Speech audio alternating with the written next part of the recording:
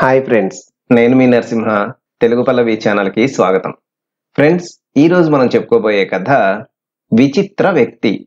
ఈ కథని రాసిన వారు శ్రీమతి డి సుశీల తులసీరావు గారు. రష్యా దేశంలో చెప్పులు కుట్టే ఒక ముసలివాడు, వాడి భార్య నివసించేవారు. ముసలివాడు ప్రతిదినం ఉదయమే ఇంటి నుండి బయలుదేరి ఠాణాకు వెళ్ళి అక్కడే రాత్రి వరకు చెప్పులు కుట్టి వచ్చిన సొమ్ముతో కావలసిన సరుకులు కొని ఇంటికి తీసుకువెళ్ళేవాడు. చలికాలం వచ్చింది. చలి విపరీతంగా ఉంది.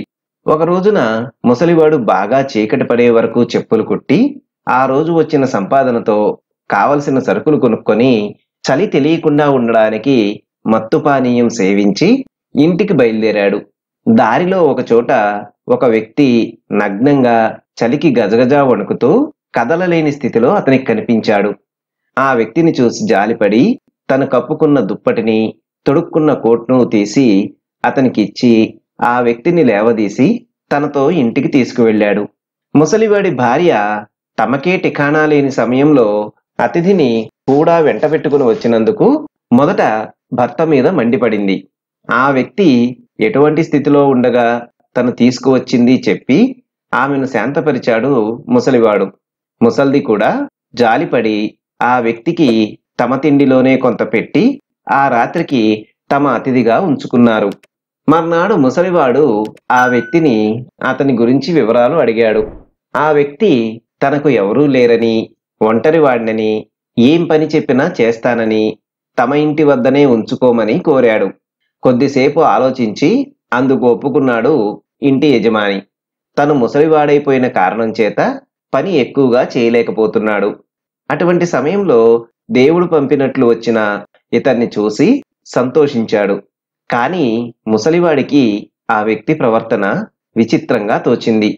ముసలివాడు ప్రతిదినం ఆ విచిత్ర వ్యక్తిని తనతో పాటు ఠాణాకు తీసుకువెళ్ళి అతని చేత కూడా చెప్పులు కుట్టించేవాడు. అతి త్వరలోనే ఆ విచిత్ర వ్యక్తి జోళ్లు తయారు చేయడంలో మంచి ప్రావీణ్యతను సంపాదించాడు. విచిత్ర వ్యక్తి ప్రావీణ్యం వలన ముసలివాడికి నగరంలో గిరాకీ బాగా పెరిగిపోయింది. నగరంలోని సంపన్నులు కూడా తమ జోళ్లను తయారు చేయమని ముసలివాడి వద్దకే వచ్చేవారు. అచిరకాలంలోనే పేరు పొందిన ముసలివాడు తన జోళ్ల దుకాణాన్ని ఇంటి వద్దకు మార్చివేశాడు. అందుచేత అందరూ అతని ఇంటికే వచ్చి తమ పనులు చేయించుకునేవారు. కానీ ఇంత పేరు ప్రతిష్ఠ తెచ్చిన ఆ విచిత్ర వ్యక్తి మాత్రం ఎప్పుడూ అవసరాన్ని మించి ఎవరితోనూ మాట్లాడేవాడు కాదు. ఎక్కువగా తన కాలాన్ని పనిచేయడంలోనే గడిపేవాడు. తీరిక సమయంలో ఏదో ఆలోచిస్తూ ఒంటరిగా గడిపేవాడు. ఒక రోజున ఉదయమే జమీందారు గారు తన గుర్రబండిలో ముసలివాడి ఇంటికి వచ్చారు. ఆయన వచ్చే సమయానికి విచిత్ర వ్యక్తి ఎవరివో జోళ్లను తయారు చేస్తున్నాడు. విచిత్ర వ్యక్తి గుర్రబండిలో నుండి దిగి వస్తున్న జమీందారు గారిని తల ఎత్తి చూసి చిన్నగా నవ్వి తిరిగి తల వంచుకొని తన పనిలో నిమగ్నమైపోయాడు. ముసలివాడు మాత్రం జమీందారు గారు స్వయంగా తన ఇంటికి వచ్చినందుకు సగం ఆనందంతోనూ సగం గాభరాతోనూ హడావుడి పడి ఆయనకి ఎదురేగి స్వాగతం పలికాడు. జమీందారు గారు ఇంట్లో అడుగు పెట్టే ముందు ముఖద్వారం పొట్టిగా ఉండడాన్ని గమనించి తలను బాగా వంచి లోపలికి వచ్చారు. ముసలివాడు చూపించిన ఆసనంపై ఆసీనుడయ్యాడు. ముసలివాడు చేతులు నిలుపుకుంటూ ఆయన చెప్పబోయే ఆజ్ఞ కోసం ఆతృతగా ఎదురు చూడసాగాడు. జమీందారు గారు తనతో తీసుకువచ్చిన మంచి ఖరీదైన మేలు రకమైన తోలును ముసలివాడికిచ్చి దానితో అందమైన పాదరక్షలు తయారు చేసి ఇవ్వమని చెప్పాడు. ఏ మాత్రం లోపం లేకుండా తయారు చేయాలని గట్టిగా ఆదేశించారు. వచ్చిన పని అయిన పిమ్మట ఆయన తిరిగి వెళ్ళేటప్పుడు ముందులాగా గుమ్మం దగ్గర తల వంచలేదు. ఆ గుమ్మం ఆయన తలకి బలంగా తగిలింది. ఆయన బాధతో అబ్బా అంటూ తల పట్టుకొని అలాగే నడిచి వెళ్లి గుర్రబండిలో కూర్చుని వెళ్ళిపోయారు. విచిత్ర వ్యక్తి జమీందారు గారు బాధతో మూలిగినప్పుడు ఒకసారి తల ఎత్తి చూసి నవ్వి తిరిగి తన పనిలో నిమగ్నమైపోయాడు. జమీందారు గారు ఇచ్చిన తోలుతో బోట్లకి బదులుగా చెప్పులు తయారు చేయటం ప్రారంభించాడు.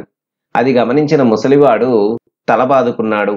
జమీందారు గారు ఏమాత్రం పొరపాటు రావడానికి వీలు లేదని చెప్పినా అంతా తారుమారు చేశాడని విచిత్ర వ్యక్తి మీద మండిపడ్డాడు. విచిత్ర వ్యక్తి మాత్రం దీనికి చలించక తన పని చేసుకుపోసాగాడు. ఆ కొద్ది సమయంలోనే జమీందారు గారి జోళ్లు తయారు చేసేశాడు. జమీందారు గారి చెప్పులు తయారు చేయటం పూర్తి చేసిన కొద్ది నిమిషాలకే అవసరంగా బూట్లకి బదులుగా చెప్పులు తయారు చేసి ఇమ్మని కబురు వచ్చింది ముసలివాడికి. అది విని ముసలివాడు మిక్కిలి ఆశ్చర్యపోయాడు. విచిత్ర వ్యక్తి మాత్రం ఆశ్చర్యం ప్రకటించక నౌకర్లు అడిగిన వెంటనే తను తయారు చేసిన జోళ్లు వాళ్ళకి ఇచ్చేశాడు. ఈ సంఘటనతో ముసలివాడికి విచిత్ర వ్యక్తి మీద అభిమానంతో పాటు గౌరవం కూడా కలిగి మరింత ఆదరంగా చూడసాగాడు. అలా కొంతకాలం గడిచింది. ఒకరోజు సాయంత్రం వేళలో ఒక స్త్రీ ఒకేలాంటి కవల ఆడపిల్లలను తీసుకొని ముసలివాడి ఇంటికి వచ్చింది. ఆ సమయంలో విచిత్ర వ్యక్తి ఇంటి ముందు అరుగు మీద కూర్చొని ఆకాశం వైపు చూస్తూ ఏదో ఆలోచిస్తున్నాడు. వారిని చూడగానే లేచి తన గదిలోకి వెళ్ళిపోయాడు. ఆ వచ్చిన స్త్రీ ముసలివాడితో 3 చెప్పులు ఒకే విధంగాను, ఒక చెప్పు మాత్రం వేరే రకంగాను తయారు చేయమని చెప్పింది. ఆ పిల్లలకు తల్లి లేదని, ఆమె చనిపోయేటప్పుడు ఆ పసిబిడ్డ కాలి మీద పడిపోయిందని, ఆ లేతపాదం విరిగిపోయి అలా వంకరపోయిందని ఆ పిల్లల గురించి కూడా ఆ ఆయా చెప్పింది. పాపం ముసలివాడు కూడా ఆ బిడ్డలను చూసి చాలా జాలిపడ్డాడు. ముసలివాడు ఆ స్త్రీని బిడ్డలను పంపేసి విచిత్ర వ్యక్తి గదిలోకి వచ్చాడు. విచిత్ర వ్యక్తి కిటికీ దగ్గర నిలబడి వెళ్ళిపోతున్న ఆ పిల్లల వైపు చూస్తూ కన్నీళ్లు కార్చసాగాడు.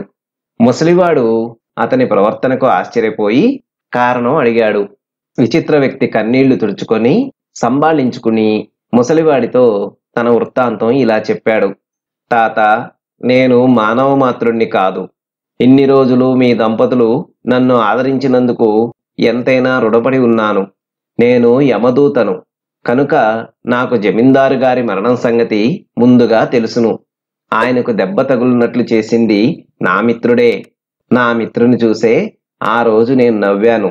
ఇప్పుడు వచ్చిన బిడ్డల తల్లిని ఆమె ప్రసవించగానే తీసుకువచ్చేయమని మా యమధర్మరాజు ఆజ్ఞ ఇచ్చారు.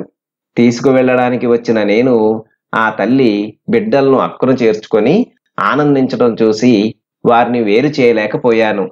నా కర్తవ్యం నెరవేర్చకుండానే తిరిగి వెళ్ళిపోయాను. మా యమధర్మరాజు తన ఆజ్ఞను పాటించని అవిశ్వాస పాత్రుణ్ణని భూమి మీదకు పొమ్మని శపించాడు. నేను కాళ్ల మీద పడి వేడుకోగా ఎవరినైతే చూచి బాధపడి వదిలేశావో వారి జోళ్లు కుట్టి తిరిగి ఇక్కడకు వస్తావని, అప్పటికి నాకు పూర్తిగా శాప విమోచనం కలుగుతుందని అన్నారు. ఈనాటికి నా శాపం విముక్తి అయ్యింది. ఆ కవల పిల్లల జోళ్లను క్రితం దినమే తయారు చేశాను అని విచిత్ర వ్యక్తి ముందుగా తయారు చేసిన జోళ్లను ముసలివాడికి ఇచ్చివేసి ఇంక వస్తా, సెలవు అంటూ పెద్ద మెరుపుతో మాయమైపోయాడు. చూశారు కదా ఫ్రెండ్స్, ఇది ఈ రోజు కథ. మరొక మంచి కథతో తదుపరి వీడియోలో కలుసుకుందాం. ధన్యవాదాలు.